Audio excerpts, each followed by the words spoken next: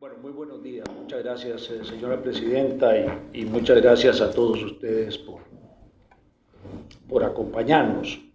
Efectivamente, el tema es continuación de un trabajo de investigación en el que ya desde hace varios años, por embarcada del presidente emérito,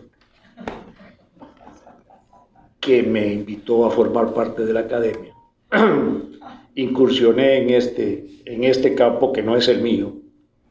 Como economista me enfrenté por primera vez a este tipo de análisis muy diferente al análisis al que estaba acostumbrado, pero le fui tomando gusto, la verdad. Y a partir del discurso de incorporación, que era sobre las relaciones de Costa Rica y España en la época del presidente Mora, me fui involucrando en una serie de aspectos de esa época en que aparecía Cuba, España y Costa Rica. Y nos hemos ido entusiasmando. Primero yo y después fui entusiasmando a Doris, y aquí estamos en este proceso.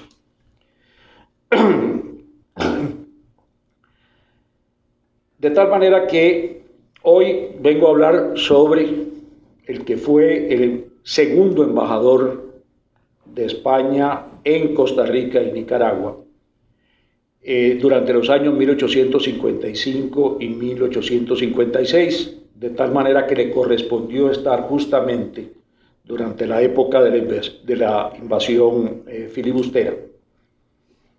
Y tiene entre sus aspectos interesantes que enviaba mensualmente informes a España sobre lo que estaba ocurriendo en cada uno de los países de Centroamérica, de tal manera que ahí hay una crónica desde luego interesada. Vamos a verlo ahora después con cierto detalle, con algún detalle.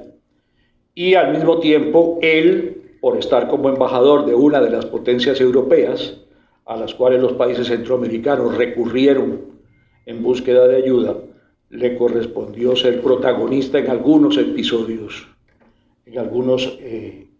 concretos. El relato al que me voy a referir hoy tiene dos dimensiones. Tiene una dimensión de análisis histórico, en el sentido de el proceso que estaba ocurriendo en Centroamérica, todo el tema relacionado con la geopolítica, con las doctrinas del destino manifiesto, etc. Pero también tiene otra dimensión, que es una dimensión que los historiadores llaman microhistoria, si no me equivoco, don Manuel, que es en relación al personaje propiamente, casi de carácter autobiográfico, donde hay una serie de aspectos interesantes que a doña Doris y a mí nos han entusiasmado, y que inclusive nos llevó, en un viaje que hicimos recientemente a España, a ir a visitar el lugar donde nació Facundo Goñi, un pequeño pueblito de Navarra, Barbarín, que en este momento tiene 86 habitantes, y en el cual tuvimos la suerte de que la alcaldesa, la señora Puertas, y un periodista y poeta de la zona, Juan Andrés Pastor, nos atendieron de maravilla, nos permitieron conocer la casa donde nació Goñi, nos contaron la historia, visitamos el cementerio, vimos la tumba donde están enterrados los hermanos de Goñi, en fin, hubo ya una relación mucho más personal. Bueno, comencemos ahora nuestra exposición. Y voy a hacer algo parecido a lo que hice en el discurso de incorporación.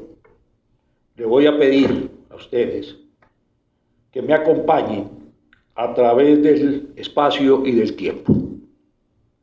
Comencemos la historia en San Juan del Norte, en Greytown, el 17 de marzo de 1855. Un hombre con acento español acaba de desembarcar después de más de 2 meses de viaje. Llegaba al final de un periplo que había iniciado en Madrid el 31 de diciembre de ese año. Un recorrido que lo llevó primero a París, donde permaneció algunos días, más tarde a Southampton para abordar uno de los vapores de la mala inglesa, la Royal Mail Steam Packet, y navegar durante varias semanas haciendo escala en la isla de San Tomás, donde finalmente en una embarcación más pequeña llegó a la costa centroamericana. Era una mañana tórrida, típica del clima tropical de la región. Dos cosas llamaron la atención a este hombre. Primero, la vegetación, la exuberancia y el color. Nunca había visto tantos tonos de verde y en una abundancia tan sorprendente. Navarra no tiene mucha vegetación, o por lo menos no de ese tipo. La segunda era la devastación que aún se observaba y se sentía en el pequeño caserío que 8 meses antes había sido destruido por un bombardeo y un incendio causado por un barco de la Marina de los Estados Unidos. Facundo Goñi, que era el nombre del recién llegado, buscó un lugar donde alojarse. No había muchos y eran bastante precarios.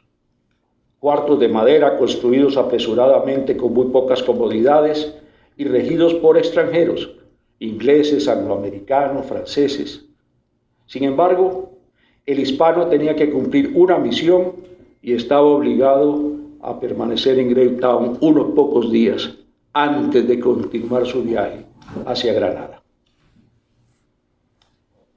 Pero ¿quién era esta persona que buscaba alojamiento en Greytown 17 de marzo de 1855?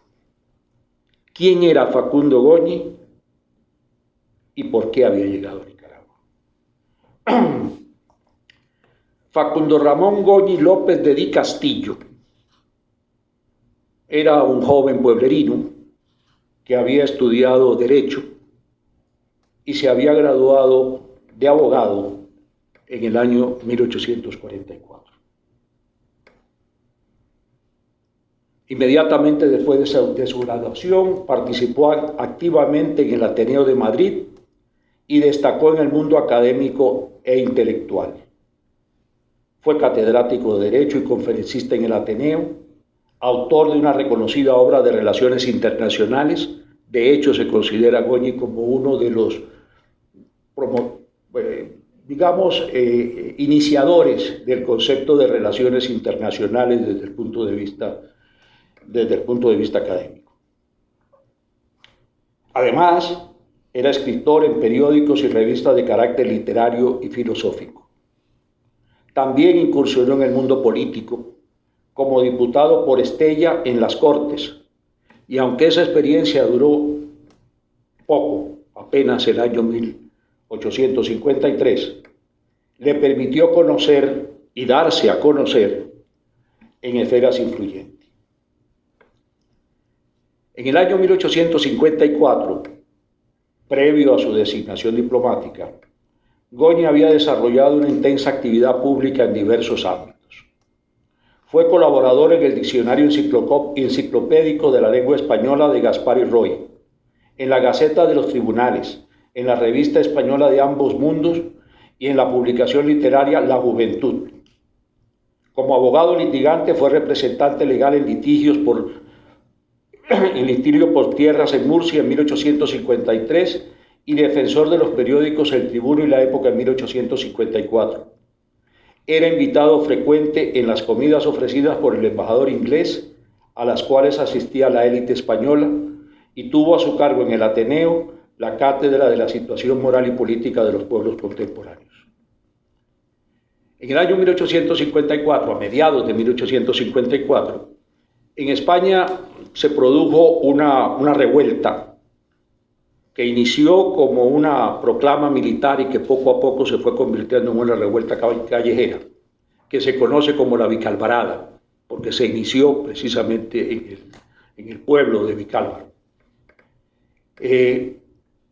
Después de esa revuelta, revolución la llama la llaman en la historia española. Esa revuelta puso fin a lo que se consideraba la década moderada para iniciar el bienio progresista. Goñi era afín a esos grupos triunfadores de la revuelta o de la revolución de la Vica Alvarado, y evidentemente a partir de ese momento, desde el punto de vista político, Goñi escaló escalafones y se codiaba con las figuras más importantes en ese momento, particularmente con Joaquín Francisco Pacheco, que había sido presidente del Ateneo, en el cual Goñi formó parte de la junta directiva. Y a Joaquín Francisco Pacheco lo nombraron secretario de Estado, que era quien tenía a su cargo las relaciones exteriores de España. De ahí que, si uno quiere pensar mal, puede suponer que el nombramiento de Goñi como encargado de negocios, embajador, llamémoslo, en Costa Rica y en Nicaragua, se debió en parte a su amistad y su afinidad con ese grupo político y con esa persona. Este es un tema que todavía estamos investigando porque, si bien pareciera claro, uno podría deducir que fueron esas relaciones de Goñi las que motivaron su nombramiento, no queda claro, al menos a mí, por qué razón Goñi, que en ese momento estaba en circunstancias estelares, que era reconocido por todo el mundo, que participaba, ¿por qué aceptó una embajada en un lugar como Centroamérica, que en aquella época era un lugar remoto, poco importante para España? Pero es un tema que está todavía para discutirse. Bueno, pues a Goñi lo nombran embajador el 21 de noviembre de 1854. Goñi es el segundo embajador. España había firmado tratados de reconocimiento y amistad, primero con Costa Rica en 1850, negociado por Felipe Molina y por el Marqués de Pidal, y con Nicaragua, que también lo firmaron en el 50, pero lo ratificaron en el 51, firmado por José Marcoleta y el Marqués de Pidal. Y enviaron a finales de 1851 como embajador a Cuadra. Llegó a Costa Rica, llegó primero a Nicaragua a principios del 52, después vino a Costa Rica y después se fue a residir a Guatemala y estuvo en Centroamérica hasta principios de 1854, en que lo destituyeron. Tenía la misión no solo de ser representante en Costa Rica y Nicaragua, sino también de negociar un tratado con Guatemala. Esa es la razón por la cual fue a residir a Guatemala. Sin embargo, en esos 2 años no había logrado finalizar la negociación. Con la renuncia de Cuadra, hay un nombramiento que dura muy poco tiempo, de Luis de Potestad. Resulta que Luis de Potestad había estado relacionado con Juan José Flores, el general Flores de Ecuador. Parece que ya en ese momento era una persona de cierta edad porque murió un par de años después. Lo cierto es que lo nombraron y al cabo de un mes y medio, Potestad renunció. Y es allí donde nombran a Goñi. A Goñi lo nombran el 21 de noviembre y el 23 de diciembre le dan las instrucciones de lo que él tenía que venir a hacer a Centroamérica. Y las instrucciones son bastante precisas. Las instrucciones, con fecha 23 de diciembre, señalan lo siguiente. En lo fundamental se establecen tres objetivos. Primero, conservar y fomentar las relaciones existentes entre España y las repúblicas de Costa Rica y Nicaragua, lo cual, dicen ellos, no será difícil por cuanto hasta el momento ningún incidente ha turbado la buena armonía que existe entre aquellos estados y la España. Segundo, establecer la negociación de un tratado con Guatemala. En realidad era continuar con las negociaciones que había iniciado Cuadra, lo cual debe hacerse de manera confidencial y una vez que se cerciore de la buena disposición del gobierno de ese país. Y tercero, y esto es muy importante, mantenerse apartado de las rivalidades que agitan a los estados de Centroamérica, así como de las luchas de influencia y dominio entre la Inglaterra y los Estados Unidos. En otras palabras, no se meta en lo que a nosotros no nos importa. En ese momento ya se sabían dos cosas. Se sabía que los Estados Unidos había bombardeado Greytown en julio del 54, y se sabía, además, que en Nicaragua había una guerra civil que se había iniciado entre los granadinos y los leoneses. De esas dos cosas ya estaba perfectamente advertido Facundo Goñi. Pues muy bien, ya está nombrado Goñi, comienza a prepararse para venirse a Costa Rica e inicia ese viaje que describí anteriormente, que comenzó un 31 de diciembre y terminó un 17 de marzo.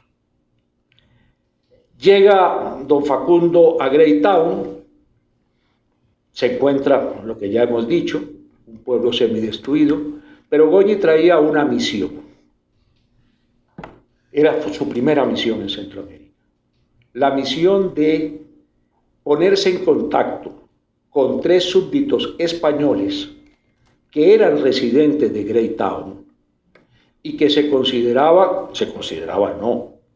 habían sido damnificados por el bombardeo y por el incendio que había causado la fragata norteamericana y que estaban pidiendo indemnización.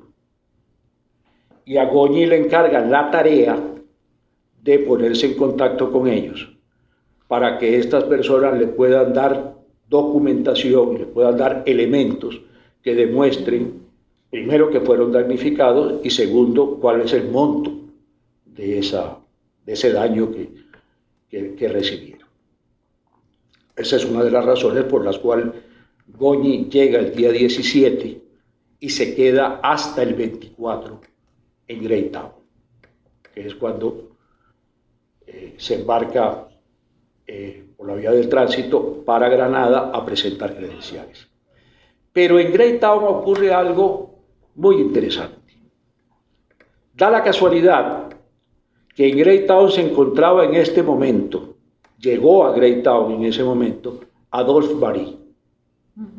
Adolphe Bari, al que todos conocemos, el francés que había estado en Ecuador, que había venido a Costa Rica y que en ese momento era subsecretario de Relaciones Exteriores y que iba para Estados Unidos porque había muerto Felipe Molina, nuestro embajador en Washington. Y el presidente Mora envía a Adolphe Bari a los Estados Unidos para ver en qué condiciones quedaba nuestra embajada en Washington y ver si la persona que iba a reemplazar a Felipe Molina era su hermano Luis, que ya había estado colaborando en la embajada. Al final, esa es la resolución que se toma. Adolphe Bari va efectivamente y queda como representante de Costa Rica Luis Molina. Pero Goñi y Adolphe Bari se encuentran en Greytown. Y hay una carta muy interesante que me la facilitó Armando, en la cual Adolphe Bari dice lo siguiente. Es una carta que manda desde Greytown el día 21 de marzo a Joaquín Bernardo Calvo y le dice: tengo el honor de anunciar por usted que en el último paquete de Europa, llamaban paquetes a los barcos, llegó a este puerto el señor don Facundo Goñi, encargado de negocios de España, cerca de los gobiernos de Costa Rica y Nicaragua. Mañana se embarcará para Granada. No fue mañana, fueron 2 o 3 días después, con la única intención de evitar las dificultades que precauciones previas presenta el camino de Sarapiquí. Parece que pensaba venir primero a San José y después ir a Nicaragua, pero se asustó con el camino de Sarapiquí. Y dice Adolphe Bari: el señor Goñi, quien me ha visitado y a quien acabo de pagar su visita, o sea, se vieron 2 veces, es hombre muy expansivo, como usted lo verá desde el primer instante. Me enseñó las credenciales y me manifestó que lleva igualmente el encargo de concluir con Guatemala el tratado que el señor don Ramón de la Cuadra no pudo ajustar.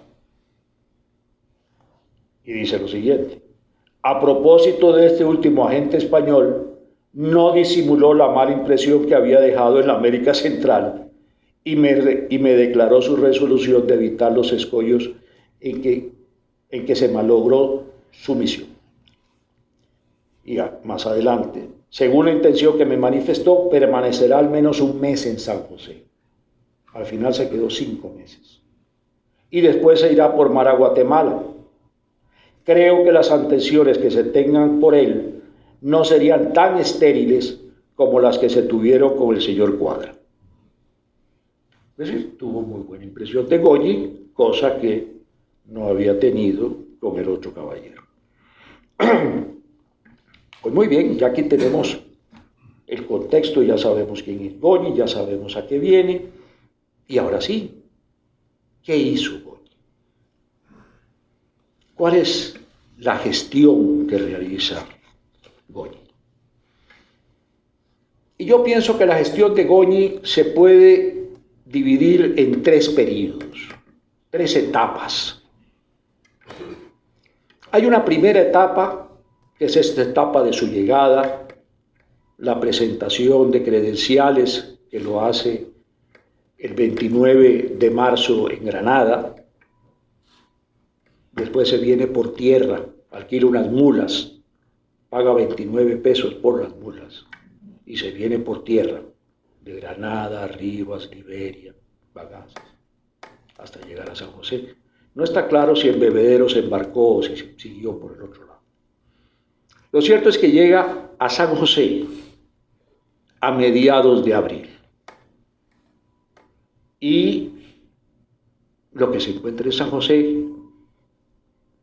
al recién llegar, es que el 17 de abril hay una misa en la catedral en honor de Felipe Molina.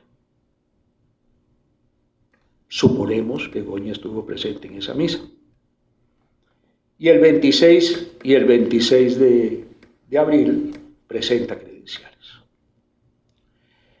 Y después de eso pasa algo interesante, y es que en San José se comienzan a dar bailes. Hay un baile que le dedica a don Facundo el presidente Mora. Invita a un baile. Ese baile, vamos a ver, por aquí está el baile. Don Adori me había advertido que tuviera cuidado con esto, pero ya lo vamos a encontrar. Porque la descripción de ese baile, que fue el 24 de junio, día de San Juan, es un baile que es una mezcla de bienvenida a Goñi, pero es también un baile de inauguración del Palacio Nacional, tiene como varias connotaciones ese baile.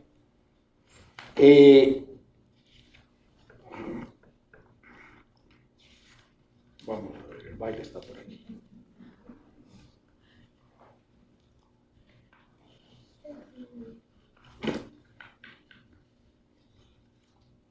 Usted me lo dijo, doña Doris. Organice bien las cosas. Yo lo organicé bien, pero en esta circunstancia ya va a aparecer el baile. Aquí está el baile. Era un banquete baile. Dice el boletín oficial, que es el que hace la reseña, dice: el banquete dado por el Congreso fue de lo más exquisito que puede ofrecerse en nuestro pequeño país. Una inmensa cubierta para más de 80 personas, abundantemente servida y adornada con una fina elegancia. Una concurrencia selecta donde tan simpáticamente se reunía la franqueza y la urbanidad. Brindis repetidos con tanta moderación como entusiasmo. Primero su excelencia y el Congreso, después por la unión íntima de la Iglesia y el Estado, más tarde por la grata memoria de la Madre España, al cual contestó sentidamente el encargado de negocios de Su Majestad Católica, haciendo un hermoso, aunque rápido panegírico de Costa Rica y brindando por su paz y prosperidad. Describir los bailes con que el gobierno obsequió la misma noche de San Juan al encargado de negocios de Su Majestad, la Reina Isabel, y el que anoche, porque hubo otro baile a la semana siguiente, y al que anoche dio Su Excelencia al Congreso, es muy difícil para nosotros, pues no caben sus descripciones en las estrictas columnas oficiales del boletín. Es decir, fue un baile como Dios manda. Pues muy bien, Goñi se quedó aquí y se quedó en San José, presentó credenciales el 26 de abril, el baile fue en junio, quiere decir que todo el mes de mayo se quedó aquí, y el 24 de junio todavía estaba aquí. Y el 14 de julio, el boletín oficial informa también que es Goñi quien les ofrece un baile al gobierno y al Congreso. De tal manera que Goñi, en el tiempo que estuvo aquí, tuvo oportunidad de conocer posiblemente no solo San José, posiblemente fue hasta Cartago, la antigua capital, y a otros lugares. Seguramente estuvo en la universidad que hacía poco había inaugurado edificio y seguramente dio alguna charla. Conoció evidentemente a Nazario Toledo, conoció a las figuras más importantes. Y ya a finales de julio decidió que ya era hora de irse para Guatemala y se fue a Punta Arenas. Y resulta que en Punta Arenas, con la idea de buscar un barco que lo llevara hasta Guatemala, se encontró con el problema de que había mal tiempo y no había barcos. Y tuvo que quedarse casi un mes en Punta Arenas, donde evidentemente tuvo relaciones con el que en ese momento era el gobernador y capitán y comandante de la zona, que era Cañas, el general Cañas y su hermano Manuel. De tal manera que cuando Goñi se fue de Costa Rica, se fue conociendo, como diríamos, a Raimundo y todo el mundo.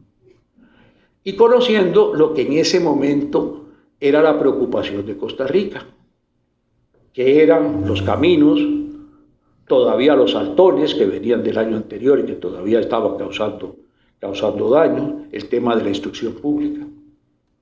Pero estando en Costa Rica, sucede algo que es lo que va a comenzar a cambiar todo el panorama.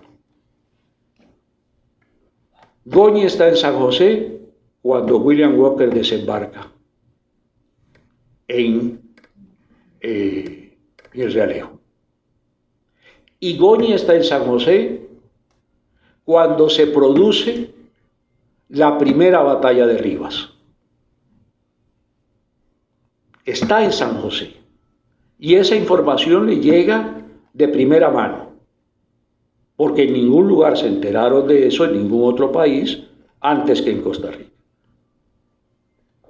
De tal manera que estando Goñi en Costa Rica, se produce la llegada de los filibusteros. Goñi finalmente se va para Guatemala. Aquí hay que comenzar ya a poner los otros elementos más allá de lo biográfico. La llegada de Walker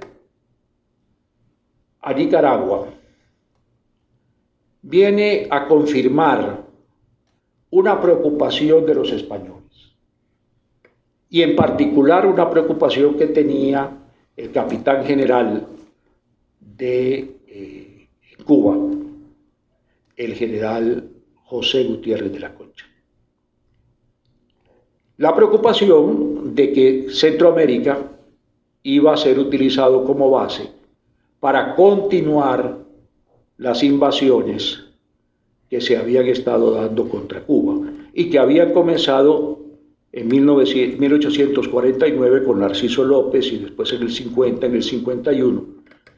Y en este año en que estamos, en el 55, desde principios del año, había el temor de que se estaba preparando una invasión en los Estados Unidos contra Cuba, liderada por el general Whitman y patrocinada por la Junta Cubana, dentro de la cual había un personaje, que lo vamos a encontrar después con Walker, que era Domingo Boicuría. Todo esto eran elementos que preocupaban a Cuba, a las autoridades españolas en Cuba. Y que con la llegada de Walker a Nicaragua, esa preocupación evidentemente aumenta. Pero todavía no hay ninguna reacción.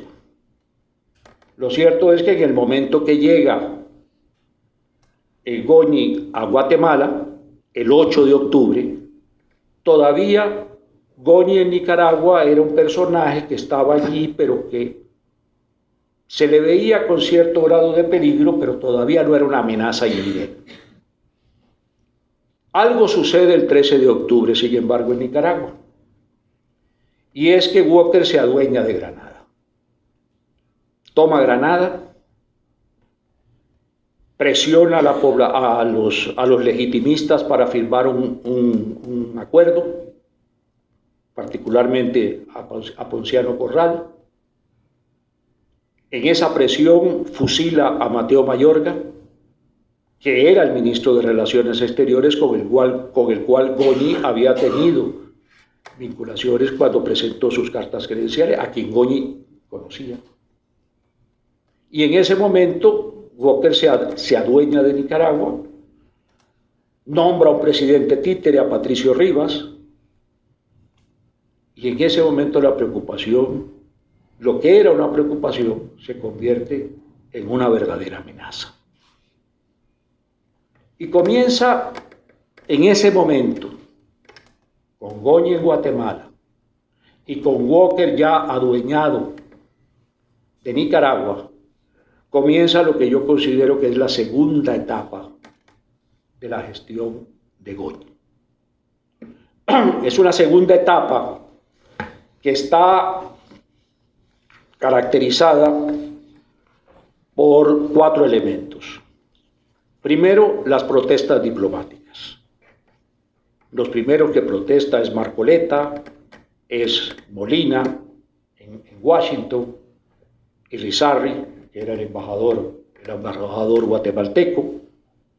Hay una serie de protestas respecto al gobierno de los Estados Unidos que se considera que está estimulando y que está apoyando este movimiento. Esto hace que los Estados Unidos un poco modere su comportamiento, Marcy sobre todo, el secretario de Estado, hacen un poco más rígidas las condiciones para que salgan invasiones desde los Estados Unidos, etc. De tal manera que hay un primer elemento que son las protestas. El segundo elemento es que comienzan a formularse en diferentes instancias gestiones para crear una alianza ofensiva y defensiva de los países centroamericanos contra Gobierno. Y allí hay una gestión que se hace en Washington, donde el embajador de Costa Rica, con Marcoleta y los otros, le piden a Inglaterra y a Francia que ayuden. Inclusive hay un momento en el cual hay la idea de hacer una conferencia para crear esa alianza ofensiva y defensiva en la cual participa Brasil. Guatemala, por su cuenta, toma también la iniciativa, mandó un delegado a Costa Rica, y el ministro de Relaciones Exteriores, Pedro Aycinena, de Guatemala, se reúne con Goñi para pedirle que transmita al gobierno español, para solicitarle al gobierno español el apoyo a una alianza, si se creara una alianza de ese tipo. El asunto no pasa más allá, Goñi transmite el pedido, pero no pasa más. El tercer elemento de esa segunda etapa es que comienzan los preparativos para la guerra. Y Costa Rica es uno de los primeros. El 20 de noviembre, Juan Rafael Mora hace su proclama y el país comienza a prepararse para la guerra. Pero tal vez lo más importante es lo que pasa en Cuba. El 10 de diciembre, el capitán general de Cuba, Gutiérrez de la Concha, manda una carta larga y detallada, en la cual comenta lo que está sucediendo en Centroamérica. Y hace un análisis en el que se refiere a la naturaleza, la marcha y las consecuencias de lo que está pasando. Dice que la naturaleza de lo que está pasando no tiene mucha discusión. Tiene que ver con el expansionismo norteamericano, la doctrina del destino manifiesto y el deseo de los Estados Unidos de apoderarse de esta ley. Segundo, ¿qué va a pasar? ¿Cuál es la marcha de lo que está pasando? Y dice, en resumidas cuentas, Gutiérrez de la Concha, que si los países de Centroamérica no se ponen de acuerdo, serán anexados. No hay nada que hacer. Si los países de Centroamérica no se ponen de acuerdo, van a ser anexados, porque no tienen la capacidad para enfrentarse. ¿Y cuál es la consecuencia? Y la consecuencia que Gutiérrez de la Concha deriva es la consecuencia para España. La consecuencia que eso tendría es la anulación de la raza española en ese territorio. La anulación de la raza española. Y esto nos va a llevar después a otro comentario que voy a hacer, que era en relación con el pensamiento de Goñi, donde había un elemento que algunos han denominado el panhispanismo, que era lo que consideraba Goñi que debía de ser la inspiración para España, la vocación por mantener su preeminencia desde el punto de vista moral, desde el punto de vista era la madre patria que había transmitido el idioma, la religión, las costumbres, y que eso era algo muy valioso que España debería de conservar, y que esa era, digamos, una responsabilidad moral que España tenía. Evidentemente, si la consecuencia de la invasión era la anulación de la raza española, pues España algo debía de hacer. Y en pero de ahí Gutiérrez de la Concha da un paso más. Y es que España no debe actuar sola. Gutiérrez de la Concha es consciente de que España no tiene la capacidad militar y posiblemente ni siquiera la capacidad económica para poder enfrentarse por sí sola a los Estados Unidos. Y que para eso necesita el apoyo de Inglaterra y de Francia, que son las otras dos potencias europeas importantes, amigas de España. Sin embargo, España en ese momento, si bien es cierto estaba en buenas relaciones con Inglaterra y con Francia, había un tema que no estaba resuelto.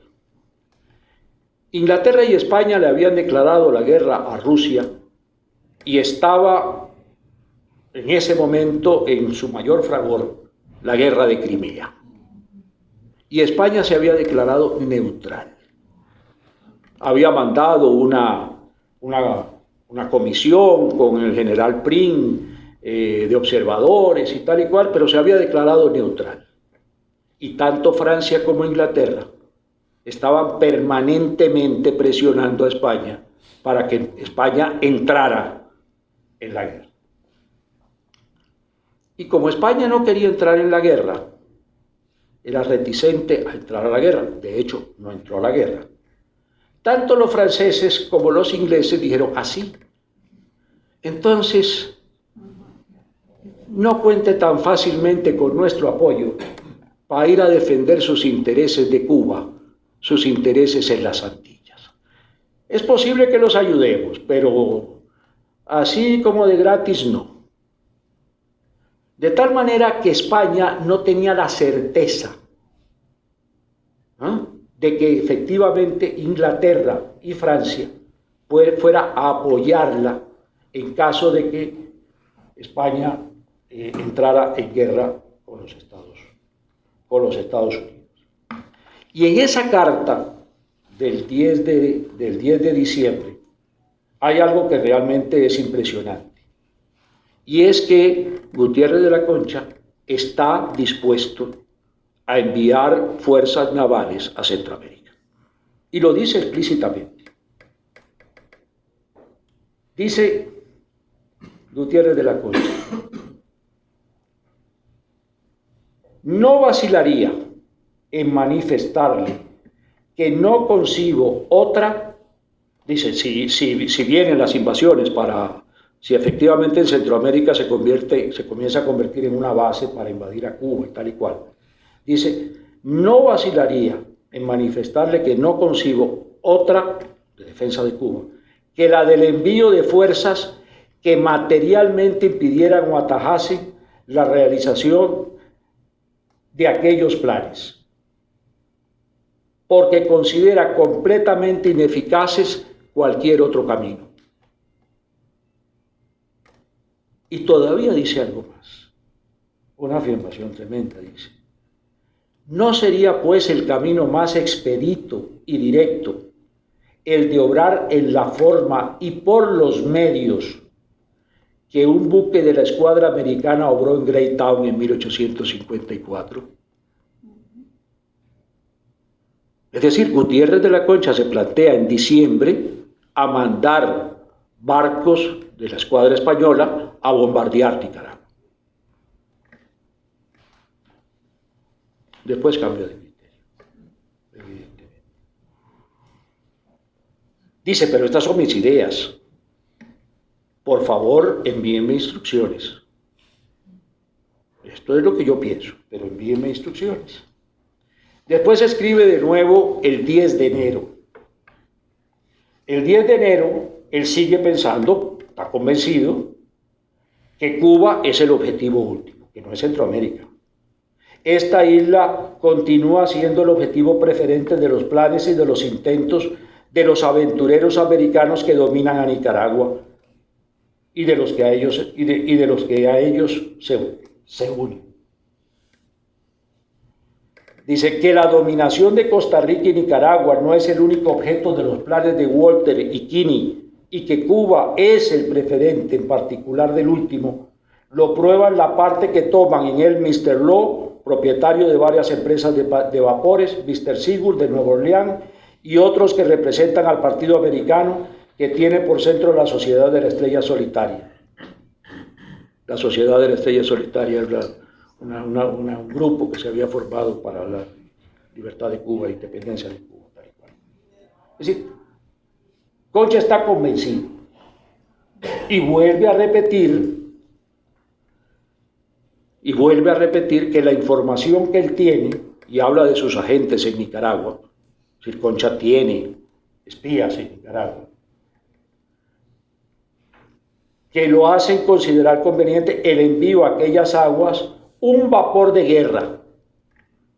Y ahora algo importante, añade, un vapor de guerra, que poniéndose en comunicación con el representante del gobierno de su majestad, o sea, con Goñi, transmitiese oficialmente a esta isla las noticias que acerca de los planes filibusteros pudieran ser necesarias o convenientes.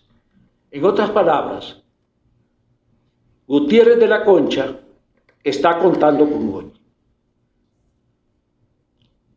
Debo decir ahora que a lo largo del trabajo es clarísimo que Goñi mantiene una comunicación constante con Cuba. Lamentablemente esa correspondencia no la tenemos, porque además el sueldo de Goñi se lo pagaba desde Cuba. Más adelante hay otra carta. Finalmente el 8 de febrero le mandan las instrucciones a Gutiérrez de la Concha. Las instrucciones, bueno, son muy claras. Le dice, mire, estamos tratando de conseguir el apoyo de Inglaterra y de Francia. No vaya usted a actuar solo. Cuando vaya a actuar, tiene que actuar en conjunto con ellos. Dice, y trate de no involucrar a los Estados Unidos en esto, ¿verdad? Sí estamos de acuerdo con usted de que si es necesario enviar fuerzas navales, si es evidente ya que van a atacar. Respecto a no ofender a los Estados Unidos es explícito. Dice, así como procurar que estas medidas preventivas no resulten ningún conflicto con los representantes de los Estados Unidos, a cuyo gobierno no hará España la ofensa de atribuir la menor participación. Es decir, le temblaban las piernas por los Estados Unidos, y tenían razón, en el sentido de que España no estaba en capacidad.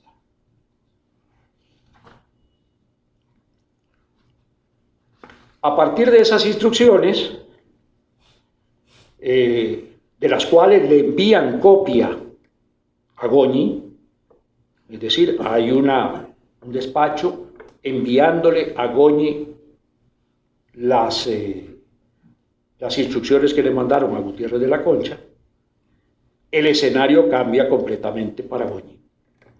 Ya no era esta embajada tranquila donde venía a restablecer relaciones diplomáticas, sino que Goñi posiblemente vivió en un temblor pensando que en cualquier momento le iban a mandar unos barcos y lo iban a poner él a cargo del asunto.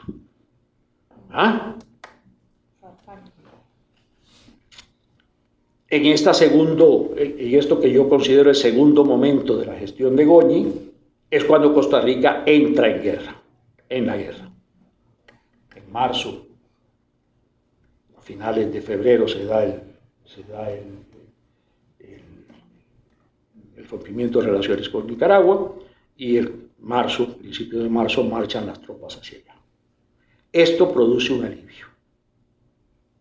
Produjo un alivio impresionante.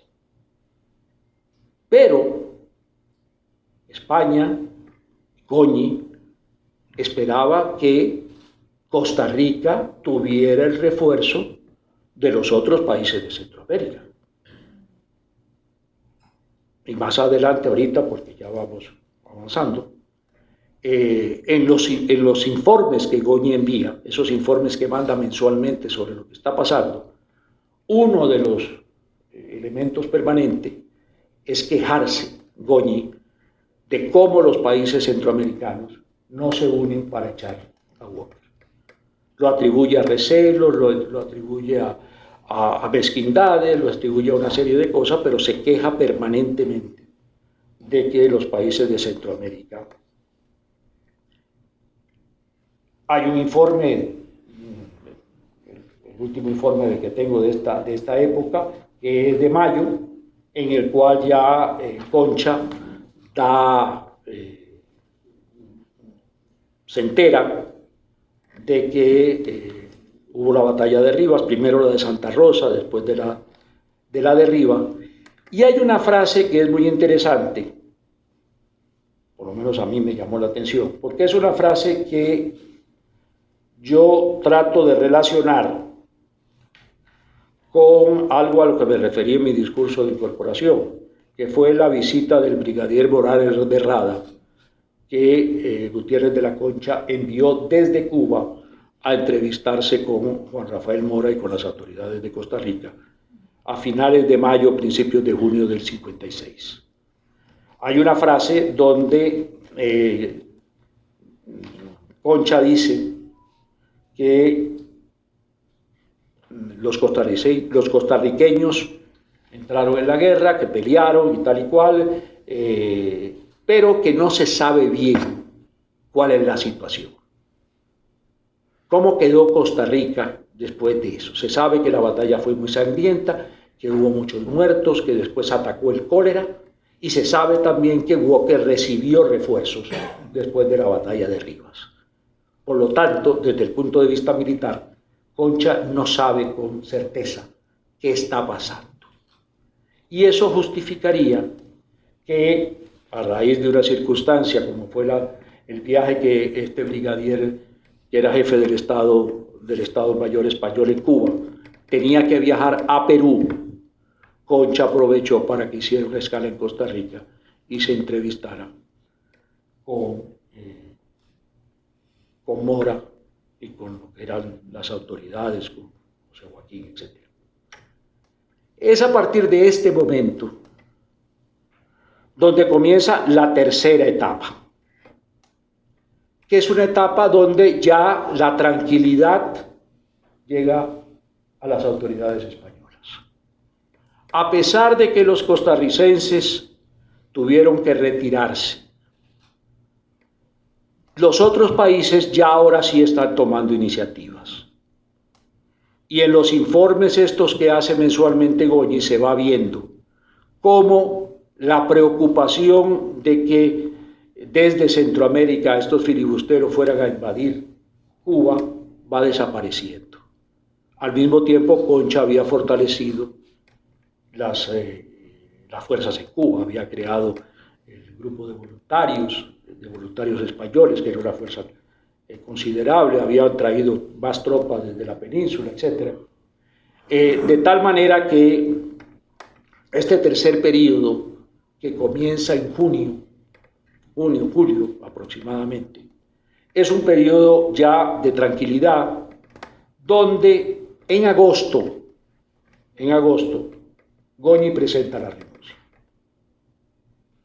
El 31 de agosto, Goñi manda una carta diciendo, mire, ya yo aquí he cumplido, no estoy bien de salud, y si me quedo aquí voy a empeorar. Así que por favor búsquenme otro destino en Europa o me cesan. Y ya se acabó. Efectivamente, el 31 de agosto. En octubre, Goñi recibe una notificación de que lo han nombrado embajador, encargado de negocios, en Chile, lo cual, desde luego, desde el punto de vista diplomático, era un ascenso. Chile era un país que tenía estatus superior, y Goñi acepta. Pero, digamos, su gestión en Centroamérica ya es una gestión que se limita básicamente a seguir mandando esos informes. Finalmente, el 31, a principios de diciembre, Goñi sale de Guatemala, pasa por Costa Rica. El 31 de diciembre, parece que el 31 de diciembre para Goñi era una fecha significativa, fue el día que salió de Madrid, fue el día que llegó a San José ya de despedida. Está de ministro de Relaciones Exteriores Montúfar, ya no está Calvo. Viene a San José, se despide y se embarca para para Chile y llega a Valparaíso el 7 de febrero. Y ahí termina la historia de Goñi en Centroamérica. Hay 3 detalles que hay que comentar. Primero, una reunión que tiene Goñi con el embajador de México en Guatemala, Nepomuceno Pineda, y con Nazario Toledo. Goñi informa de una reunión que va a haber en Guatemala en marzo o abril, de enviados de los países centroamericanos para tratar de hacer esa confederación, esa alianza ofensiva y defensiva, reunión a la que finalmente no llega nadie más que Nazario Toledo, que va a Guatemala. Y estando Nazario Toledo en Guatemala con el embajador de México, se reúnen con Goñi para plantearle la idea de darle continuidad al Congreso Bolivariano de Panamá.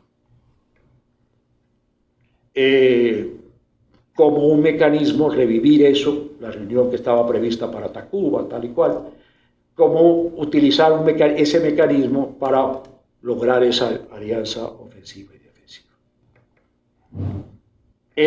A esa reunión Goñi asiste de manera informal y transmite esa información a España. Y hay un informe del 30 de junio, el informe precisamente el número 30, en el cual es un informe largo, en el cual Goñi hace una serie de valoraciones acerca de la conveniencia o no conveniencia de que España participe en una... Esto se ha considerado que fue el inicio, que fue la primera gestión que se hizo para crear esa alianza y crear esa confederación. Lo cierto es que ya Molina y Marcoleta y Irizarry habían iniciado esta idea, habían comenzado a darle vuelta a esta idea, parecida por lo menos, desde principios del año 56. Esta reunión ocurre en mayo, desde principios del 56. Tan es así que el gobierno español consulta con sus embajadores en Inglaterra y en París sobre la viabilidad y la conveniencia de que España participara, y en general la opinión es contraria. Pero digamos que si buscamos antecedente, podríamos buscar todavía un antecedente anterior a esta reunión con Nazario Toledo y con Nepomuceno. La segunda cosa es hacer, al menos muy brevemente, una referencia a uno de los objetivos que tenía la misión de Goñi, que era la negociación, terminar las negociaciones del tratado con Guatemala. Bueno, la cosa no funcionó. Y no funcionó porque había un tema que era el tema difícil de ponerse de acuerdo entre Guatemala y España, que era el tema de la nacionalidad. En aquella época no existía la doble nacionalidad, entonces, y dependiendo de que uno tuviera una nacionalidad u otra en un país como Guatemala, así variaban las condiciones, porque en aquella época no era igual el trato para los extranjeros que el trato para los nacionales, en términos de impuestos, en términos de su participación en la sociedad, etc. España insistía en que todo el que había nacido en España era español. Guatemala insistía que el que ya vivía y llevaba mucho tiempo en Guatemala era guatemalteco. España insistía en que los hijos de españoles eran españoles. Los guatemaltecos insistían en que si había nacido en Guatemala, era guatemalteco. En fin, esa discusión fue dando vueltas, se fue modificando, fueron apareciendo ahí opciones alternativas, pero lo cierto es que la cosa no funcionó, no lograron ponerse de acuerdo. Además, Guatemala había enredado el asunto, porque además de la negociación que tenía Aycinena con Goñi en Guatemala, Guatemala había nombrado un plenipotenciario en Madrid, que también hablaba con el secretario de Estado español y también ahí negociaba. Entonces, imagínense ustedes en aquella época donde las comunicaciones demoraban un par de meses de ida y un par de meses de vuelta, lo que era enviar instrucciones, y aquí nos pusimos de acuerdo en esto. Lo cierto es que ya a mediados de año la cosa era clarísima, que el asunto no funcionaba. Bueno, y Goñi se va. Y ya con esto terminamos el paso de Goñi por Centroamérica. Finalmente el tratado de Guatemala con España se firmó en el año 64, 1864. El que vino a sustituir a Goñi, que fue Viana. ¿Se llamaba? Bueno, Francisco de Viana, no sé qué cosa. Sí.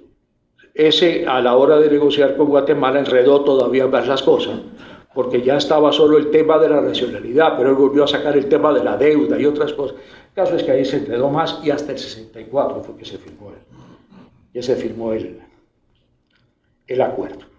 Bueno, termino entonces aquí este paso de Goñi por Centroamérica, el contexto en que se realizó, y concluyo con una anécdota.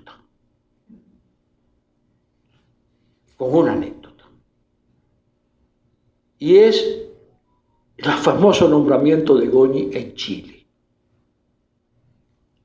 Resulta que el pobre de don Facundo mandó su carta de renuncia el 31 de agosto, renunciando que lo nombraran en Europa o que lo nombraran ya. Pero 3 días antes, el 28 de agosto, en Madrid, nombraron a Goñi embajador en Chile. 3 días antes de que Goñi mandara su carta renunciando. La carta que le mandan de Madrid, Goñi la recibe y acusa recibo, la recibe y avisa de que la recibió el 30 de octubre. 28 de agosto lo nombra, el 30 de octubre le llega la notificación. Goñi interpreta que ese nombramiento es en función de la carta que él mandó el 31 de agosto, 3 días después. Él interpreta que esa es la respuesta.